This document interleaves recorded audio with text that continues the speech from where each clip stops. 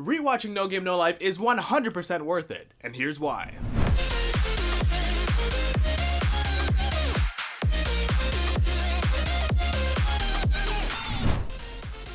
Okay. Oh, my bad. You know, just wearing a mask because the pandemic isn't over yet. Come on, guys. Wear a mask. Be considerate.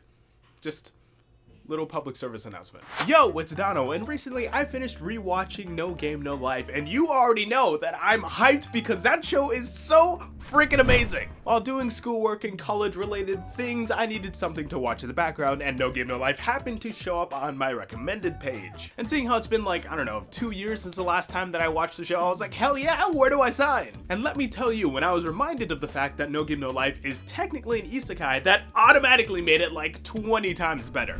Now, I'm gonna be honest, this video isn't really gonna be me trying to convince you to rewatch it because No Game No Life is already amazing enough that you should want to go and rewatch it. What I'm gonna be doing is I'm going to try and ignite a flame within you so you go and you rewatch it and really experience it yourself by telling you my experience and why I'm so excited about it and why I enjoyed rewatching it so dang much. Go watch it again. It's freaking amazing. Now, some of you may already know based on some of my previous uploads that I love video games. From Tetris to Pokemon, Spellbreak, Valorant, and even Club Penguin for the DS, I love playing games, alright? Yes, I did just admit to playing Club Penguin on the DS. So you already know when you take one of my favorite genres of anime and one of my favorite pastimes that, that's just a match made in heaven. And even though technically No Game No Life isn't focused only on video games, it's still amazingly well done and expertly executed. Getting to see Sora and Shiro going at it again and going on their adventure and pulling out some of the most galaxy-brained and 10,000 IQ plays and strategies and just things was one of the coolest things that I've seen in a while. The entire concept of Discord and like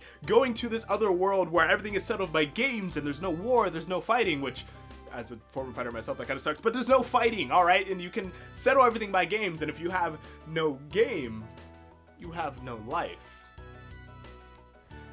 Don't worry, I hate myself too. Watching our protagonist go from literally wandering out of the wilderness after falling out of the sky, by the way, which is another crazy thing, whatever. After they fall out of the sky, walk out of the wilderness, they eventually build their way up to being the leaders and rulers of an entire nation, which, come on. How does that not sound cool? Something I didn't necessarily like is the fact that everyone cheats, which kind of sucks because I feel like that takes some of the skill out of it, but like, fine, okay, whatever, cool, people cheat, that's just life. But even despite the cheating, our protagonists are so big brained, so galaxy brained, so 10,000 IQ to the point at which they basically slap everyone twice and take over the kingdom within a matter of days. I mean, this show literally has everything. Gaming, check. Cute waifus, check.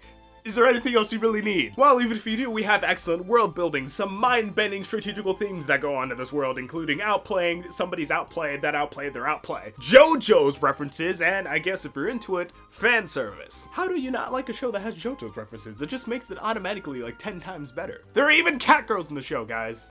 I'm not gonna say that too loudly because that'll kill me, but there are cat girls in the show. One of the best parts about Sora and Shiro is the fact that, aside from being, you know, prodigies and basically super geniuses, they're just regular people with friggin' social disorders, alright? That's extraordinarily relatable, but you do have to look past the genius thing. Alright, so my camera decided to commit Sudoku, so I'm gonna finish the rest of the video here. Of course, No Game No Life is freaking amazing, alright? Nobody says it isn't, but there are a few small things that we have to acknowledge in order to complete this review. Number one was that chess match, because dear lord, what the actual heck was going on there? The only time I've witnessed that level of BS was the last time somebody tried to tell me that One Piece isn't actually that long. And don't even get me started on that coin toss because that was some grade A BS. There was also a ton of unnecessary fan service. There's also varying levels of convenience sprinkled throughout the show, which isn't terrible, but it was noticeable enough for me to say something. For example, it was extraordinarily convenient that when they first showed up on the world, they happened to stumble across the former king's daughter. And again,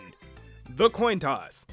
How could you forget the coin toss? But aside from all of that, this show is phenomenal and I highly, highly recommend you check it out again. It is worth every second of every minute. It is fantastic.